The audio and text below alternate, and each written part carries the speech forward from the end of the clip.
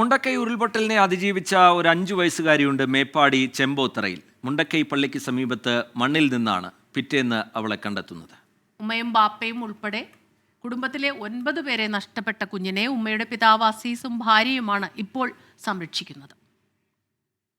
ചെമ്പോത്തറ സ്വദേശി അസീസിന്റെ മകൾ ഷബ്നയും മുണ്ടക്കൈ സ്വദേശി ഷംസുദ്ദീന്റെയും വിവാഹം കഴിഞ്ഞിട്ട് ഇത് 14-ാം വർഷം.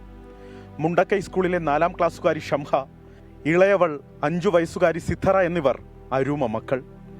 ഷംസുദ്ദീന്റെ ഉമ്മയും ബാപ്പയും അടക്കം അന്ന് കോരിച്ചൊരിയുന്ന മഴയിൽ മുണ്ടക്കൈയിലെ വീട്ടിലുണ്ടായിരുന്നത് 6 പേരാണ്.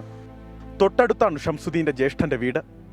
ജ്യേഷ്ഠൻ, ഭാര്യ, 3 മക്കൾ, 2 ആൺകുട്ടികളും 1 പെൺകുട്ടിയും. ജ്യേഷ്ഠന്റെ ഭാര്യ മാതാവും ഉൾപ്പെടെ 6 പേർ ആ വീട്ടിലും. മഴ തിമിർത്തു പെയ്യുകയാണ്, പേമാരി കണക്കെ. പുഴയിൽ മലവെള്ളം ഇരച്ചെത്തിയതിന്റെ ഹുങ്കാര ശബ്ദം. മേപ്പാടിയിലെയും ചെമ്പോത്തറയിലെയും ഒക്കെ ബന്ധുക്കൾ വിളിക്കുന്നുണ്ട് മുണ്ടക്കയിൽ നിന്ന് അങ്ങോട്ടേക്ക് ചെല്ലാൻ. രാത്രിയല്ലേ, നാളെയാകട്ടെ എന്ന് കരുതി.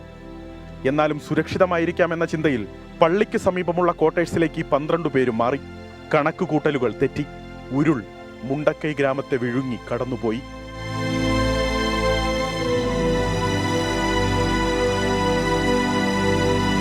ഷംസുദ്ദീന്റെ വീട്ടിലുണ്ടായിരുന്നവരിൽ 6-ൽ 5 പേരും ജ്യേഷ്ഠന്റെ കുടുംബത്തുണ്ടായിരുന്നവരിൽ 6-ൽ 4 പേരും കാണാമറയത്ത്. പള്ളിക്കു സമീപത്ത് നിന്ന് ജ്യേഷ്ഠന്റെ ഭാര്യ മാതാവിനെയും മൂത്ത മകൻ മുഹമ്മദ് ഹാനിയെയും പിറ്റേന്നു രാവിലെ കണ്ടെത്തി. 12 വയസ്സുകാരൻ മുഹമ്മദ് ഹാനി കമ്പികളിൽ തൂങ്ങിക്കിടക്കുകയായിരുന്നു.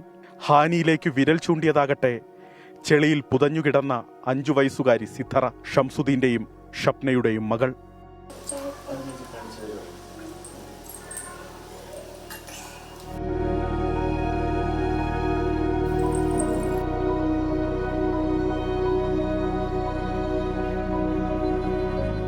ഹാനി മേപ്പാടിയിലെ ബന്ധുവീട്ടിൽ, മുത്തശ്ശി വിംസ് ആശുപത്രിയിൽ ചികിത്സയിൽ. സിദ്ധറ ചെമ്പോത്തറയിലെ ഉമ്മ വീട്ടിൽ, ബാവച്ചിക്കും സുലുമയ്ക്കുമൊപ്പം. ഒരു 12 അംഗ കുടുംബമായിരുന്നു. അതിൽ 3 ആളെ ജീവനോടെ കിട്ടിയിട്ടുണ്ട്.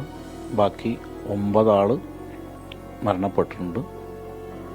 അതിൽ 5 ആളപ്പോൾ കൂടുതൽ മറവ് ചെയ്തിട്ടുണ്ട്. ബാക്കിയുള്ള ആളുകളെ കിട്ടണം, ബാക്കിയുള്ള ആളെ കൂടെ കിട്ടണം എന്നുള്ളതാണ്. പക്ഷെ എന്തോ കിട്ടാൻ സാധ്യത കുറവാണെന്ന് തോന്നുന്നുണ്ട്. ബാക്കി 3 ആളെ കിട്ടി.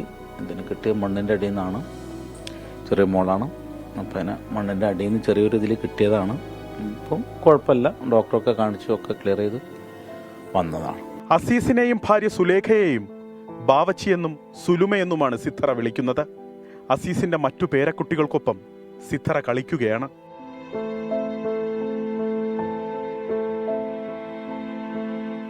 ചിത്രം വരയ്ക്കുകയാണ്. വീട് നിറയെ പൂക്കൾ, കോഴിക്കുഞ്ഞ്, അതിൻ്റെ കൂട്, പിന്നെ അവളും.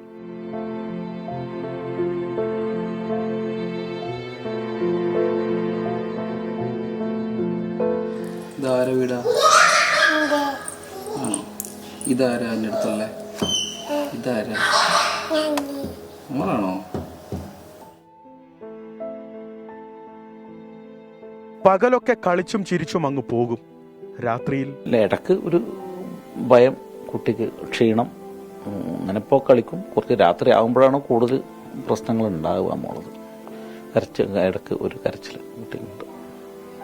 പെട്ടെന്ന് കിടന്ന് നീക്കുമ്പോൾ അവരൊപ്പം കിടന്ന സ്ഥാനത്ത് നമ്മളെ അടുത്താണ് കുട്ടി കിടക്കുന്നത്. അപ്പം ഞെട്ടി ഉണരുമ്പോഴത്തെ ഒരു കുട്ടിൻ്റെ ഒരു പ്രയാസം.